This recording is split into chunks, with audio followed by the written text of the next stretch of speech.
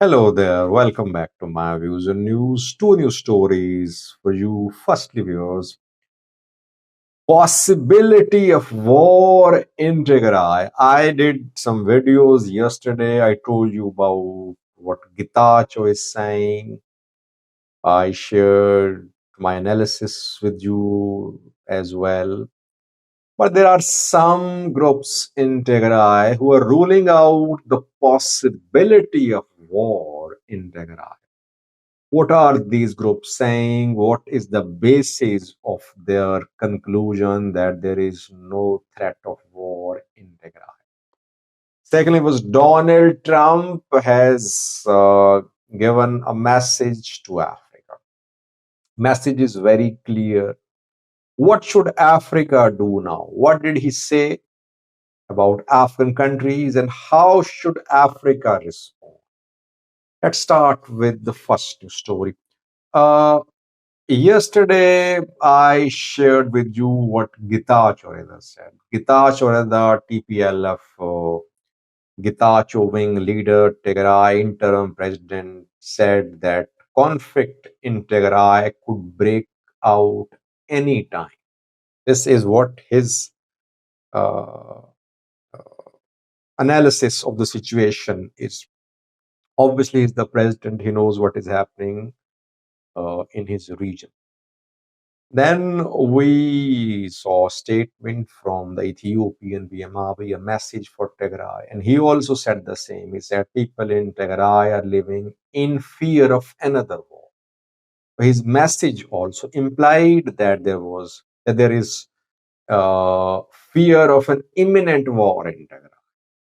Thirdly, the on the ground situation shows that people are panicking, withdrawing money, storing supplies, storing fuel, some fleeing the region. So there's panic on the ground. When it comes to military mobilization, no major developments in Tigray. Just Tigray military increased number of its checkpoints in southern Tigray. No other major developments about the movement of Tigray security forces, movement of Gitach or other supporters who are armed, and movement of Ethiopian National Defense Force. Though I reported this morning that military has intimated 4 hospitals in Addis Ababa to send their doctors and medicine to military's hospitals. I shared the names of the 4 hospitals with you as well. So Getachew Group and federal government, they are painting a picture which indicates that war could break out in Tigray. What is the other side saying? TPLF, Debrecen, Gabriel Mikhail group. Is there any possibility of war according to this group? TPLF, Debrecen issued a statement 2 days ago on the occasion of the birth anniversary of the party, which will be celebrated in coming days. And Fatlever Gebre Gizaber held a press briefing.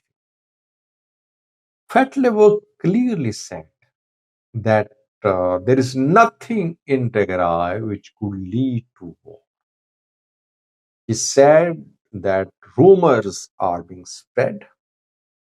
It was good to hear when she said that the issues will be solved through dialogue, through negotiations. Demanding our rights does not mean that we want war, she said. So she made it clear that TPLF does not want war. War is not imminent. Only rumors are being spread. She responded to the letter, the message shared by the Ethiopian PM Abiy about Tigray's situation. And she called it an act of intimidation. Though she appreciated the contents of the letter, because in the letter PM Abiy commended Tigrayans for their contribution to build Ethiopia, contribution in the fight against invaders, etc. But she said that this a portion of this letter shows that the federal government is intimidating the people of Tigray by telling them that there is war, there's fear of war in the region.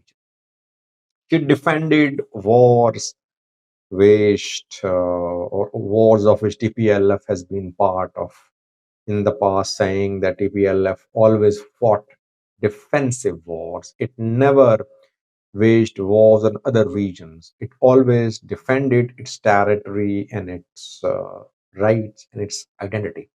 TPLF fought for the people of Tigray. And she announced that TPLF will not make a compromise no matter what happens. The interests of the people of Tigray cannot be compromised. This is what Petlevik said largely, almost quote unquote. I shared with you what she said. It means that the Bratzian group is clearly saying that there is no threat of war. Getachew and Abi are saying there is threat of war. What is military saying? Military has not given its position so far on the issue of likelihood of war in Tigray. It's going to meet on Monday. Monday is crucial. After Monday, we'll see what happens. So we need to analyze the statements of both the parties when we draw a conclusion about the likely security scenarios in the Tigray region of Ethiopia. Secondly, was Trump has given a clear message to African countries. Africa has been receiving lots of aid by the US. More aid, less investment. Trump says that USAID is going to be dismantled because USAID has made African countries lazy. They should be self-reliant. They should rely on themselves, but this US aid is making them lazy. He said, we want to see African countries self-reliant. That is why we're dismantling USAID. He was making fun of of African countries, I think. And African countries deserve that. I mean, the way they shamelessly receive wheat for their people from abroad and just give away their precious resources to Westerners, to Americans, that should be condemned. USAID is now being dismantled. It has around 14,000 workers. Marco Rubio, new US Secretary of State, said last night that only 294 are needed out of 14,000. It's mass firing. Thousands, around over 13,000 USAID workers have been fired. US workers, I'm talking about. There are thousands of USAID workers hired by US in the recipient countries too. 5,000 in Ethiopia going to be laid off. 40,000 in Kenya going to be laid off. And thousands of others in other parts of the world. This is what Trump is doing to Africa. Secondly, fight against HIV in Ethiopia going to be heard. 250,000 people in Ethiopia use anti-HIV drugs provided by US. If US stops funding, this fight against HIV will also be affected. There are several other projects in Ethiopia, other parts of Africa, which will be affected. How should Africa respond? Question is, how should Africa respond? Well, Trump knows his power. He knows what he can do. And this is what he's doing. He's making bold decisions. Africa will have to make bold decisions.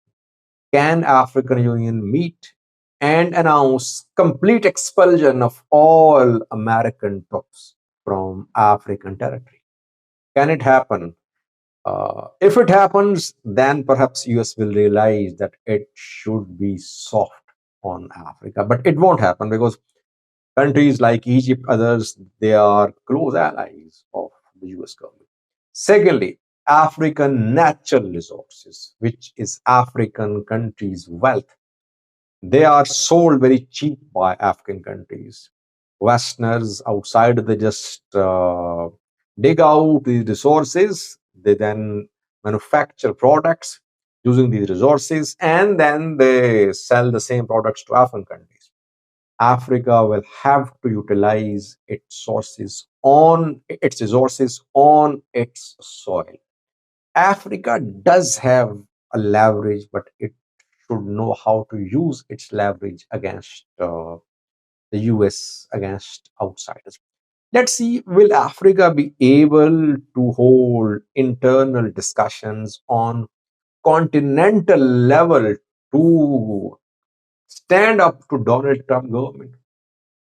That we'll see very uh, uh, clearly in coming days, because in Addis Ababa African Union summit is going to be held. I think this is the best opportunity for African leaders to agree on something, to challenge President Donald Trump. But yes, African countries should not rely on foreign aid. They should feed their people themselves. They should provide food aid to the people themselves. Reliance on aid obviously makes countries lazy, makes countries less interested in the growth of internal and indigenous growth of different sectors. Let's see how Africa handles the challenge being posed by Donald Trump government. Thanks for watching.